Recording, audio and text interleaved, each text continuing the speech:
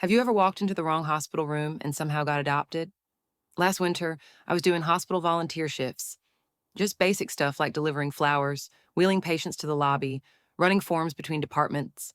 The hospital was a maze, the room numbers barely made sense, and I was just following a post it note and a vague hallway map. I walk into room 312 with a bouquet and say, "Delivery for Barbara."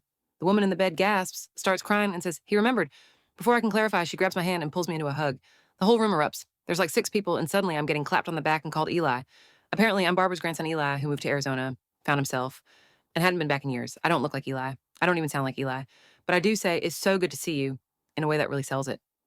Suddenly, I'm sitting in the hospital room with a cup of pudding, someone's aunt offering me homemade cookies she smuggled in, and a nurse saying, "Your grandma's been asking for you nonstop." Barbara grabs my face and says, "I knew you'd come back. You always had a good heart." A man I assume is her son pulls me aside and says, "We were all so worried. You're doing better now, huh?" I just nod and say, "One day at a time." Someone hands me a baby. Someone else hands me a blanket. I say, "This is the best hospital visit I've ever had." And someone replies, "That's our Eli." Finally, I clear my throat and say, "So, funny story."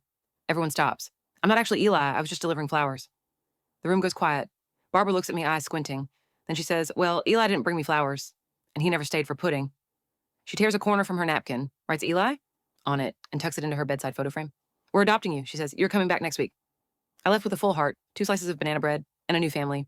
Every now and then they text me, "Hope you're staying warm in Arizona, Eli." And honestly, I am.